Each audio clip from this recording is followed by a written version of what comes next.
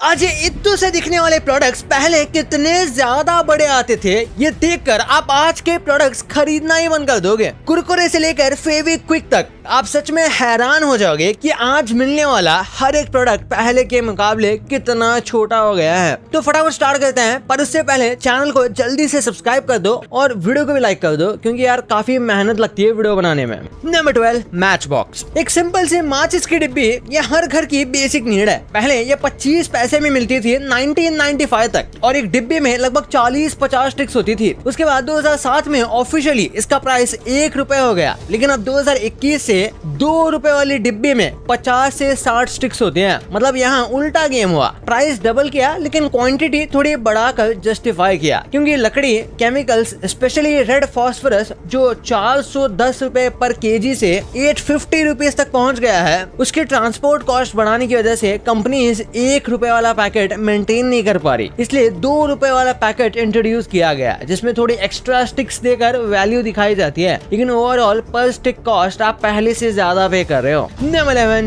1 रुपए वाली जूसी। ये जूसी तो हम सब ने पी होगी। बचपन में गर्मी का मतलब 1 रुपए वाली जूसी। ये एक छोटी प्लास्टिक पैकेजिंग में आती थी। ऑरेंज, मैंगो, लेमन जैसे कई रिफ्रेशिंग फ्लेवर्स में ये मिलती थी। जिस टाइम कोको कोला और फैंटा 10 रुपए में आते थे, उस टाइम ये सिर्फ 1 रुपए में आ जाती थी। मतलब 10 रुपए में 10 जूसी, परफेक्ट डील। गर्मी में ये एसी जैसा फील मिलता था इसमें, लेकिन अब ये कहीं कहीं मिलती है। ज्यादातर जगह पर ये 5 रुपए की हो गई है। बेशक साइज डबल हो गया है, मतलब ओरिजिनल 1 रुपए वाली वैल्यू प्रोपोजिशन खत्म हो गई है। Number 10, Frooti. एक टाइम था जब फ्रूटी का 5 रुपए का वो आइकॉनिक ट्रायंगल शेप में वो पैकेट आता था, स्ट्रॉ लगाओ और सीधा आम का टेस्ट। पार्ले एग्रो ने 1985 में फ्रूटी लॉन्च किया था, और ये इंडिया का पहला टेट्रा पैक फ्रूट ड्रिंक बना। लेकिन अब वही 5 वाली फ्रूटी बॉक्स शेप में आती है, और क्वांटिटी भी 50 ml के अराउंड रह गई है। मतलब पैकेजिंग मॉडर्न हो गई है, लेकिन ड्रिंक 25% कम हो गया है। और 10 रुपए वाली भी पहले 200 ml थी,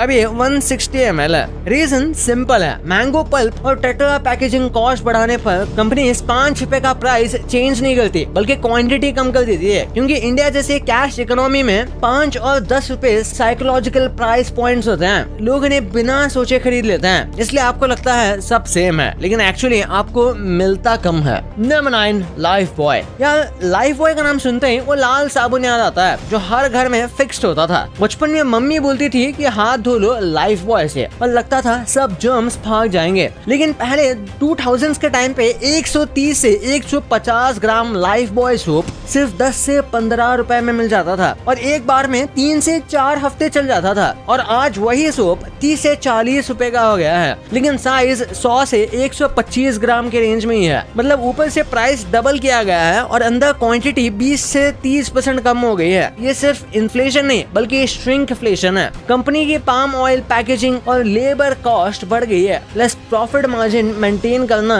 बहुत ही मुश्किल होता है। नंबर 8, हजमोला। हजमोला, इसका नाम सुनते ही वो चटपटा टेस्ट याद आता है, जो खाने के बाद सीधा मुंह में जाता था। बचपन में 1 रुपए में ये 5 से 6 गोलियां मिल जाती थी, और हम फ्रेंड्स के साथ ये शेयर करके खाते थे। लेकिन अब अगर आप 1 रुपए या छोटे पैक को देखो तो सिर्फ 3-4 गोलियां ही मिलती है। मतलब क्वांटिटी में 40 से 50% गिरावट, लेकिन टेस्ट वही है, बस क्वांटिटी चुपचाप कम हो गई है। और इसके भी रीजन सिंपल है, इंग्रेडिएंट्स और पैकेजिंग कॉस्ट बढ़ाने पर कंपनी प्राइस बढ़ाने से बचती है, इसलिए गोलियों की काउंट ये कम कर देते हैं। मतलब बिना नोटिस करवाए ही आपको कम मिलता है। नंबर 7, कुरकुरे। क्रंची और स्पाइसी कुरकुरे का मजा अलग ही है। एक बार पैकेट खुला और फिर रुकना मुश्किल हो जाता है। पहले ये 10 रुपए का जो पैक आता था, उसमें अराउंड 50 से 55 ग्राम तक कुरकुरे मिल जाते थे। मतलब क्वांटिटी भी सेटिस्फाइंग होती थी। लेकिन अब वही 10 रुपए में सिर्फ 40 ग्राम मिलता है, मतलब 25 से 30% reduction. Packet size almost same दिखता है, लेकिन अंदर का कंटेंट कम हो चुका है। और ये चेंज इसलिए आता है क्योंकि cornflour, rice flour, edible oil और ट्रांसपोर्ट कॉस्ट बढ़ जाती है। प्लस पेप्सिको को प्रॉफिट मार्जिन मेंटेन करना होता है, इसलिए कस्टमर को लगता है सब सेम है, लेकिन एक्चुअली प्रोडक्ट धीरे धीरे कम होते जाता है। Number 6, Maggi. 2 मिनट में बनने वाली मैगी का नाम सुनते ही ये गर्मा गर्म नूडल्स को हम इमेजिन करने लग जाते हैं। स्कूल के बाद या बारिश के टाइम पे 1 प्लेट मैगी मिल जाए तो दिन बन जाता था। मैगी 1982 से इंडिया में है, और इंडिया का ये नंबर 1 इंस्टेंट नूडल्स ब्रांड है। पहले जो ये 10 वाले पैकेट आते थे वो अराउंड 100 ग्राम का होता था, मतलब क्वांटिटी भी अच्छी और पेट भी प्रॉपरली भर जाता था। 2 लोग इसे इजीली शेयर कर सकते थे। लेकिन अब वही पैकेट 12 से 15 का हो गया है और सिर्फ 70 ग्राम के आसपास ही इसमें मिलता है। मतलब प्राइस 50% बढ़ चुका है और क्वांटिटी 30% कम हो चुकी है। दोनों तरफ से एडजस्ट। इसका रीजन है मैदा,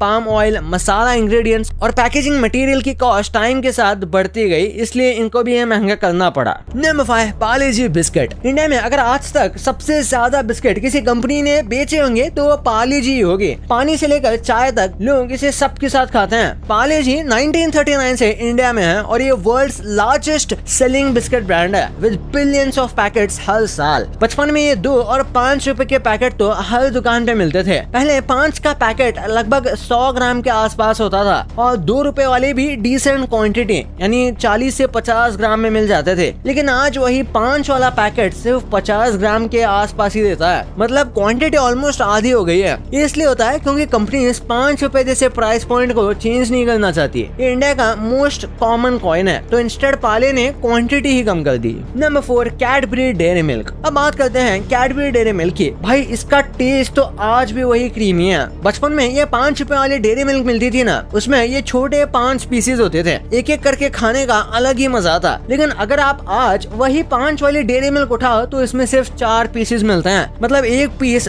रिमूव हो गया है और पीस भी पतले फील होते हैं। और सिर्फ 5 रुपए वाली ही नहीं, 10 रुपए वाली डेयरी मिल्क भी श्रिंक हो चुकी है। पहले 10 रुपए में अप्रोक्स 18 से 20 ग्राम के आसपास चॉकलेट मिलती थी, लेकिन अब वही 10 रुपए में लगभग 12 से 13 ग्राम या उससे भी कम मिलने लगी है। मतलब प्राइस सेम बट क्वांटिटी 35 से 40% कम हो गई है। इसे हम क्लासिक श्रिंकफ्लेशन कहते हैं। Number 3, Lay's chips. भाई ये तो बचपन में हम सभी ने खाए होंगे और अक्सर आज भी मूवी देखने या टाइम पास के लिए ये खाते होंगे। इसका टेस्ट और इसकी क्रंचीनेस के फ्लेवर्स अलग ही मजा देते थे। पहले जो इसका 10 का पैकेट आता था ना, उसमें अराउंड 40 ग्राम चिप्स होते थे, सैटिस्फाइंग क्वांटिटी। लेकिन अब वही पैकेट सिर्फ 30 ग्राम के आसपास रह गया है। मतलब 25% रिडक्शन। ऊपर से आधा पैकेट नाइट्रोजन के गैस से भरा होता है जो पैकेट्स को ब्रेकेज से प्रोटेक्ट करता है। लेकिन कस्टमर्स को लगता है कि पैकेट मोस्टली हवा है। कंपनी ऐसा इसलिए करती है क्योंकि टाइम के साथ साथ potato cost, edible oil, frying के लिए और पैकेजिंग मटेरियल की कॉस्ट बढ़ जाती है। अगर प्राइस सेम रखकर सेम क्वांटिटी दी तो कंपनी का लॉस हो सकता है। इसलिए कंपनी सेम प्राइस के साथ क्वांटिटी रिड्यूस कर देती है। इससे उनका प्रॉफिट सेफ रहता है और कस्टमर को एकदम से प्राइस हाइक का शौक भी नहीं लगता।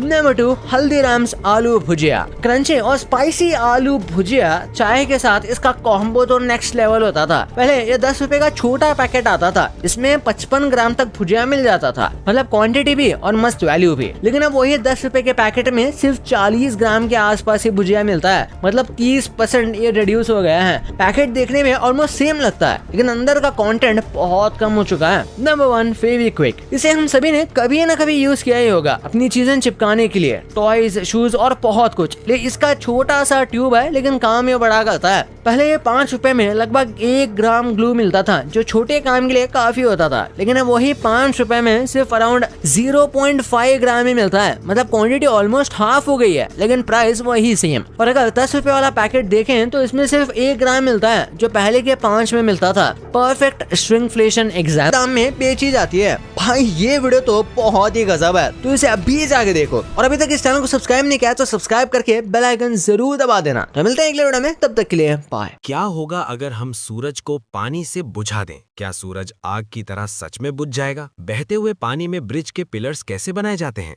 आप समंदर के अंदर की सतह पर जा सकते हो, वो भी बिना भीगे हुए। और ये 4000 सुपर लग्जरी कार समंदर के अंदर क्या कर रही हैं? इस लेडी की डेथ 1951 में हो गई थी, लेकिन मानो या ना मानो ये आज भी जिंदा है और लोगों का ट्रीटमेंट कर रही है। क्यों लीनिंग टावर ऑफ पीसा कभी गिरेगा ही नहीं, जबकि वो तो गिरने वाला है? और आप बिलीव नहीं करोगे कि मच्छर भी वेजिटेरियन होते हैं। इस ट्रायंगल शेप में एक स्क्वायर छुपा हुआ है और ये चीज तो आप भूल के भी मत करना, वरना बहुत पछताओगे। वीडियो को एंड तक देखना, बहुत कुछ जानने को मिलेगा। एम है 3000 लाइक्स का। नंबर 15, ये जो फोटो में दिख रहा है, लगता है किसी ने अपना फिंगरप्रिंट छोड़ दिया हो। पर ट्विस्ट ये है, ये फिंगरप्रिंट नहीं बल्कि एक आइलैंड है।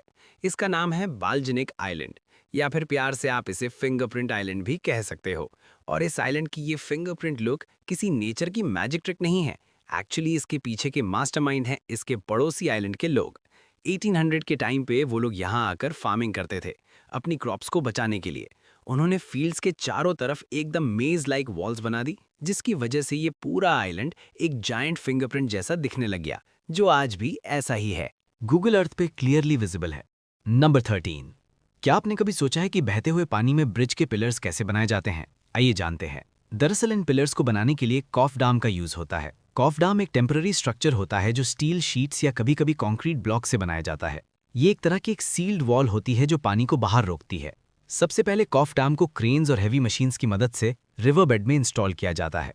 जब एक इनक्लोज्ड एरिया बन जाता है तो उसके अंदर का पानी पंप्स की हेल्प से बाहर निकाल दिया जाता है और फिर उस ड्राई एरिया के अंदर फाउंडेशन डाला जाता है और धीरे धीरे एक मजबूत पिलर तैयार होता है जिसके ऊपर पूरा ब्रिज खड़ा होता है। नंबर 12। ये एक ऐसी मशीन है जिसमें बैठकर आप समुद्र के नीचे जा सकते हो, बिना डाइविंग सूट पहने और बिना भीगे। इस मशीन का नाम है डाइविंग बेल। ये बिल्कुल वैसे ही काम करती है। नीचे डिसेंड करवाया जाता है, फिर कंप्रेस्ड एयर पंप करके बेल के अंदर जो पानी होता है उसे बाहर निकाल दिया जाता है। इससे अंदर एक ड्राई एयर स्पेस बन जाती है जहां लोग कंफर्टेबली जा सकते हैं। लेकिन नीचे जाने से पहले डाइवर्स को एक प्रेशर चेंबर से गुजरना पड़ता है ताकि उनके शरीर को पानी के नीचे बदलते प्रेशर के लिए अडैप्ट करवाया जा सके। और फिर शुरू होती है समुंदर के सीक्रेट्स एक्सप्लोर करने की जर्नी, चाहे वो मरीन लाइफ की स्टडी हो या रिसर्च हो समुंदर के हिडन रिसोर्सेज की। नंबर 12। ये एक ऐसी ट्रायंगल शेप है जिससे आप एक स्क्वायर शेप का बॉर्डर बना सकते हो और इसका नाम है रूलो ट्रायंगल। और ये कोई सिंपल ट्रायंगल नहीं है, बल्कि ये बनता है 3 सर्कल्स के इंटरसेक्शन से। इन तीनों सर्कल्स की रेडियस एक इक्विलैटरल ट्रायंगल की साइड के बराबर होती है। इस ट्रायंगल की खासियत ये है कि आप इसकी विड्थ किसी भी साइड से मेजर करो, ये हमेशा कांस्टेंट ही रहेगी। और इसी कांस्टेंट विड्थ की वजह से इसका यूज रोटरी इंजन्स में भी होता है। और अगर आप रूलो ट्रायंगल से व्हील्स बनाओ तो ये फ्लैट सरफेस पर भी काफ़ी स्मूथली रोल करते हैं, बिल्कुल राउंड व्हील्स की तरह। ये साइकिल के व्हील्स में भी थियोरेटिकली यूज हो सकते हैं, लेकिन उसके लिए एक कॉम्प्लेक्स एक्सेल मैकेनिज्म बनाना पड़ेगा। इसी वजह से ये शेप ज़्यादातर कॉम्प्लेक्स इंजीनियरिंग और मशीनरी में यूज होती है। नंबर 11। दुनिया की सबसे पहली लिफ्ट्स में अगर तार टूट जाती थी तो सीधा गिरते ही ऑलमोस्ट मौत पक्की थी। फिर आए एलिशा ओटिस, जिन्होंने लिफ्ट के लिए दुनिया का पहला सेफ्टी मैकेनिज्म इन्वेंट किया और इसे प्रूव करने के लिए उन्होंने अपनी जान तक गांव पर लगा दी। ओटिस एक लिफ्ट पर चढ़ गए, ऊपर पहुंचकर बोला काट डालो। फिर जैसे ही रोप कटी, उनका spring loaded safety brake side के ग्रूव्स में अटक गया और लिफ्ट रुक गई। और उसी दिन के बाद से लिफ्ट सेफ हो गई और ओटिस बन गए एक लेजेंड। नंबर 10। इस लेडी की डेथ 1951 में हो गई थी, लेकिन मानो या ना मानो ये आज भी जिंदा है और लोगों का ट्रीटमेंट कर रही हैं। ये है हेनरिएट लैक्स। इनकी डेथ कैंसर की वजह से हुई थी और उसके बाद एक डॉक्टर ने उनके ट्यूमर का सैंपल लैब में स्टडी के लिए भेज दिया। उस वक्त साइंटिस्ट ह्यूमन सेल्स को लैब में ग्रो करके उन पे नए ट्रीटमेंट्स टेस्ट करते थे, लेकिन एक प्रॉब्लम थी। 1951 से पहले जितने भी सेल्स को ग्रो किया जाता था वो कुछ ही दिनों में मर जाते थे। वहीं हेनरी के सेल्स अलग थे। ये सेल्स बिल्कुल इमॉर्टल थे, यानी ये मर ही नहीं रहे थे और कंटिन्यूसली ग्रो कर रहे थे। इसी वजह से इन सेल्स को रिसर्च के लिए पूरी दुनिया में डिस्ट्रीब्यूट कर दिया गया और इनका नाम रखा गया हेला सेल्स, हेनरीटा मैक्स के नाम पर। और तब से हेला सेल्स का यूज हर तरह की एडवांस रिसर्च और वैक्सीन्स बनाने में होने लगा। चाहे वो पोलियो वैक्सीन हो या कोविड वैक्सीन, इन सब में हेला सेल्स की मदद ली गई। तो इस तरह हेनरीटा के सेल्स आज भी जिंदा हैं और अब तक करोड़ों लोगों की जान बचा चुके हैं। नंबर 9। मच्छर असल में वेजिटेरियन होते हैं। हाँ सच में, खून तो सिर्फ फीमेल मस्कीटोज ही पीती हैं और जो मेल मस्कीटोज होते हैं ना, वो बेचारे फूलों का रस और फ्रूट जूस पीकर सरवाइव करते हैं। ये बिल्कुल मक्खियों की तरह फूलों पे बैठे जूस पीते रहते हैं। लेकिन क्यों? एक्चुअली फीमेल मस्कीटोज को ब्लड की ज़रूरत होती है अपने एग्स डेवलप करने के लिए 3 वीक्स तक, जबकि मेल मस्कीटोज की लाइफ सिर्फ 1 वीक तक की होती है। मतलब खून लेडीज मच्छर पीती हैं, लेकिन बदनाम मर्द मच्छर होते हैं। नंबर 8। ये है समंदर की गहराई में दफन हुई 4000 सुपर लग्जरी कार्स जो अब तक रिकवर नहीं की जा सकी हैं। फेब 2022 में फेलिसिटी एस नाम का एक कार्गो शिप जर्मनी से अमेरिका के लिए निकलता है, लेकिन इसके साथ एक इलेक्ट्रिक कार ऑनबोर्ड थी जो पूरे शिप के लिए प्रॉब्लम बन गई। एक्चुअली इस इलेक्ट्रिक कार की लिथियम बैटरी में शॉर्ट सर्किट हो गया और उसे आग लग गई। ये फायर इतनी इंटेंस थी कि पूरे शिप को कंट्रोल करना मुश्किल हो गया था और इस आग की वजह से $38 मिलियन की लग्जरी कार्स समंदर में डूब गईं, जिसमें थी 190 बेंटलीज, 75 लैम्बोर्गिनीज, 884 ऑडीज, 1010 अवेंडर्स और भी कई सुपर कार्स। लेकिन शिप के क्रू की किस्मत अच्छी थी। इमरजेंसी सिग्नल्स और प्रॉम्प्ट एक्शन की वजह से सब क्रू मेंबर्स बच गए, लेकिन ये ड्रीम कार्स अभी भी समंदर में दफन है। निकाल सकते हो तो निकाल लो। नंबर 7, जिस बुरी हालत से ये लोग इतने ऊंचे पहाड़ से लुढ़कते फुदकते नीचे की तरफ भाग रहे हैं, लग रहा है जैसे इनके पीछे मौत का फरिश्ता पड़ा हो। पर नहीं, ये तो खुद किसी चीज को पकड़ने के लिए भाग रहे हैं, और वो भी इस छोटे से पनीर के टुकड़े को। एक्चुअली ये रोलिंग ग्लॉस्टेस्टर नाम के एक फेस्टिवल है जो इंग्लैंड के ग्लॉस्टेस्टर शायर एरिया में हर साल मनाया जाता है। दरअसल इस फेस्टिवल में 200 यार्ड्स लंबी बिल्कुल सीधी पहाड़ी से 3 से 4 किलो का एक पनीर का टुकड़ा फेंका जाता है, और जैसे ही पनीर फेंका जाता है, फेस्टिवल में हिस्सा लेने वाले लोगों को फुल स्पीड में लुढ़क फुदकते इस ऊंची पहाड़ी से नीचे उतरना होता है। इसी वजह से इस कंपटीशन को जीत